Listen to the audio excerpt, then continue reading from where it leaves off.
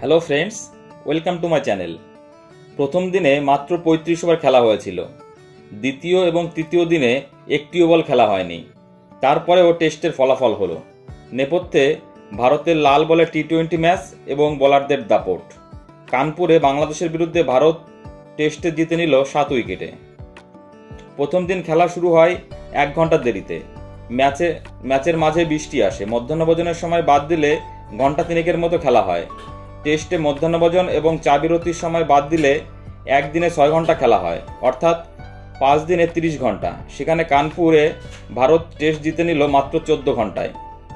টেস্টের প্রথম দিনে 35 ওভারে 107 রান তুলেছিল বাংলাদেশ। দুদিন নষ্ট হওয়ার পর চতুর্থ দিনে ব্যাট করতে নেমে 233 রানে শেষ হয়ে যায় তাদের ইনিংস। 74.2 ওভারে ব্যাট করে তারা। ভারত ব্যাট করতে নেমেই বুঝিয়ে দেয় তারা টেস্টে জয়ের লক্ষ্য নিয়েই খেলতে নেমেছে। প্রথম ওভারেই যশস্বী জয়সওয়াল 3টি 4 মারেন। রোহিত শর্মা প্রথম দুটি বলেই 2টি ছক্কা মারেন। তারা বুঝিয়ে দেয় দ্রুত রান তুলে বাংলাদেশকে ব্যাট করতে পাঠানোর লক্ষ্য তাদের।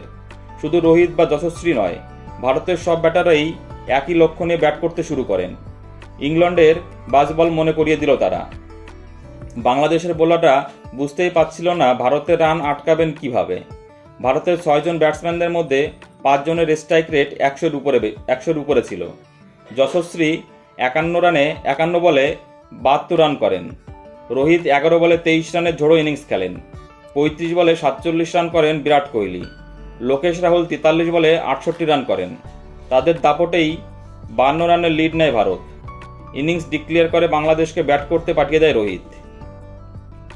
এই মানসিকতাই ভারতকে আলাদা করে দিল বাংলাদেশ থেকে। হাতে মাত্র 2.5 দিন থাকলেও যে ম্যাচ জেতার জন্য লড়াই করা যায় সেটাই বুঝিয়ে দিল রোহিতরা। টি-20-র যুগে প্রতি ওভারে 8 রানের বেশি তোলা অবাক করে দেওয়া কোনো ঘটনা নয়, কিন্তু কানপুরের কালো পিচে বল যখন হাঁটুর উপরে উঠছিল না, সেই সময় লাল বলে এমন দ্রুত রান তোলা যথেষ্ট কঠিন। সেই কাজটাই সহজ করে গেল রোহিতরা। সেই ইনিংসে ম্যাচের ভাগ্য নির্ধারণ করে দেয়। ভারত মাত্র 52 রানের লিড নিয়েও বাংলাদেশকে বড় রান তুলে চাপ তৈরি করতে পারল না।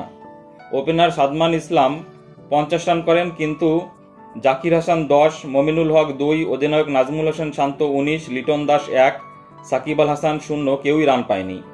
বাংলাদেশের দ্বিতীয় ইনিংসে 3টি করে উইকেট নেন বুমরাহ, অশ্বিন এবং জাদেজা। আর আকাশদীপ তুলে নেয় বাংলাদেশের হয়ে রান করা একমাত্র সাদমানকে। ভারতীয় বোলারদের সকলেই মিলে উইকেট তোলার চাপে পড়ে যায় বাংলাদেশ।